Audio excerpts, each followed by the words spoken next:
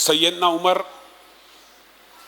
Medina में एक दरख्त की छांव में आराम कर रहे हैं।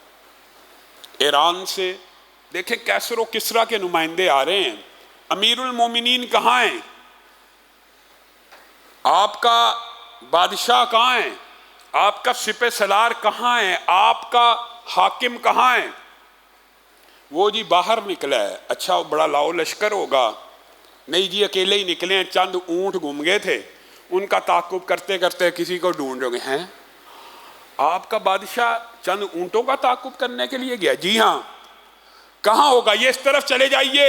एक लंबा चौड़ा हुलिये का इंसान अगर किसी दरख्त के नीचे लेटा हुआ मिल जाए, वही उमर है, वही हमारा हाकिम है।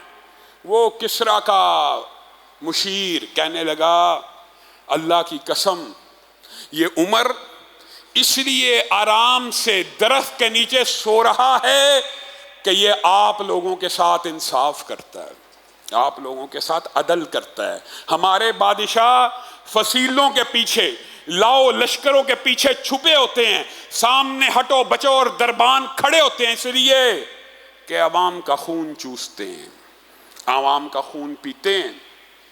सैयदना उमर का दौरे हुकूमत ये एक तवील बाब है, लेकिन मैं और आप जिस वतन के अंदर मौजूद हैं, महंगाई अरूज पे, बिजली का यूनिट बढ़ गया, पेट्रोल की कीमतें कंट्रोल से बाहर, चीनी महंगी हो गई, नई पार्टी बनी साथ चीनी भी महंगी कर दी।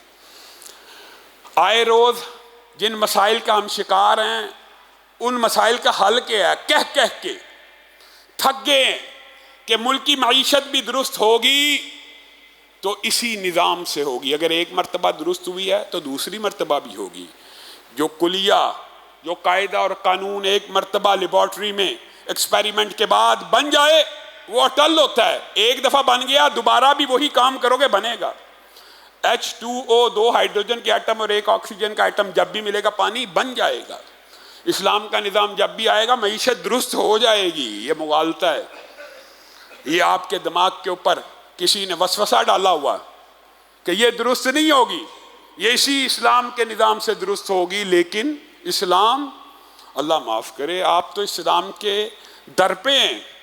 वो ट्रांसजेंडर बिल जिसके हवाले से तगोदो की गई, मेहनत की गई, वकील खड़े किए, आपके सामने है सारी बात। वफाकी शरी अदालत के फैसले आ गए, अल्हम्दुलिल्लाह इस्लाम पसंदों की और दीन के मुताबिक फैसला आ गया। अब उस फैसले को चैलेंज कर रहे हैं कौन? फरहतुल्लाह बाबर साहब। ये मुसलमान हैं जिन्हें देख के शर्म आए। यहूद अगर कोई अदालत कभी इस्लामी फैसला दे भी दे तो ये उसको चैलेंज करना शुरू कर, सूद की के खिलाफ जो फैसले उनको चैलेंज करते हैं। इस्लाम की इक़दार की धज्जियां बखेर दी हैं। ट्रांसजेंडर बिल के ऊपर भी हमारे भाई अब्दुर्रहमान एडवोकेट इस्लामाबाद से अब पटिशन दायर कर रहे हैं और वो चाहते हैं कि पाकिस्तान के हर शहर से 50 अफराद कम अज़ कम इस पटिशन के मुद्दई बने, ताकि अदालतों को भी पता चले कि इस्लाम पसंदों का मुल्क है। और फरहतुल्लाह बाबर, ये तो फिर वही बात आती है कि हम इख्तिजाज करते हैं हुर्मत कुरान के लिए किसके खिलाफ? स्वीडन के खिलाफ। हमारे अपने मुल्क के अंदर अभी मैं जिस वक्त जुम्मा पढ़ाने के लिए आ रहा, मुझे एक शख्स ने बताया, रजा रूमी नामी एक सहाफ़ी है, अगर तो ये बात उसकी खबर सच्ची और सिका, मैंने खुद नहीं देखी अभी तक, उसने ट्वीट की है किसके हक में? सलमान रुश्दी के हक में। पाकिस्तान का सहाफ़ी है, कलमा गो मुसलमान है, उसने ट्वीट किया सलमान रुश्दी के फ्रीडम ऑफ स्पीच के राइट के ऊपर, और उसको बहुत बड़ा मुजाहिद आज़म, उस शैतान लाइन मरदूद और मलऊन को आज़ादी इज़हार का चैंपियन करार दिया है। अगर तो रज़ा रूमी ने यह ट्वीट की है और उस साथी की यह बात सच्ची है तो कहाँ है इदारे? आप बाहर के मुल्कों का रोना रोना रोते रहते हैं, आपके अपने मुल्क में ऐसी सोच और फिक्र मौजूद है जो गुस्ताहों को ना सिर्फ प्रमोट कर रही है बल्कि सपोर्ट कर रही है। और वो सारे मुल्हद बेईमान पूरा साल इस्लाम के खिलाफ जुबान दराजियां करने वाले, दशनाम तराजियां करने वाले, यूं ही मुहर्रम आता है सहाबा के ऊपर तानो तशनी करना शुरू कर देते हैं। अजीब बात है। मुबशर ज़ैदी हो, वकास गुराया हो, ये सारे एक क्लब के लोग हैं जो इस्लाम दुश्मनी में मारूफ हैं, लेकिन मुहर्रम आते वक्त ये अजीब चोगा ओढ़ लेते हैं और सहाबा दुश्मनी के ऊपर लग जाते हैं।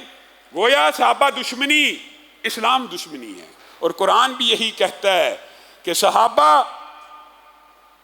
की मोहब्बत कुफ्फार के दिलों में गैज़ व गज़ब पैदा करती है। सहाबा पैमाना ईमान है, मेयारे ईमान है। आप सहाबा के खिलाफ, अच्छा फिर एक और खबर आ रही है कि स्वीडन के अंदर फिर तौहीन कुरान का मंसूबा बनाया जा रहा है। मैं तो सलाम पेश करता हूँ उस नौजवान को कि जिसने वहाँ की अदालतों से इनकी आंखें खोलने के लिए तौरात और इंजील को जलाने की इजाज़त ली। यकीन मानिए जब वो ये अमल कर रहा था, मेरे जहन में उसी दिन से ये ख्याल आ रहा था कोई मुसलमान तहरीफ शुदा इंजील और तौरात को भी जलाने की जिसारत नहीं कर सकता। अल्लाह के फजल से वैसा ही हुआ। जिस वक़्त वो मौके पे पहुंचा, लाइटर को ज़मीन पे फेंका और लोगों के सामने कहने लगा मैं तौरात और इंजील को जलाने के बारे में सोच भी नहीं सकता, लेकिन मैं इसलिए ये काम करना चाहता था और ये काम सारा का सारा किया कि आप लोग मेरी तरफ मुतवज्जे हों और मेरी बात सुने।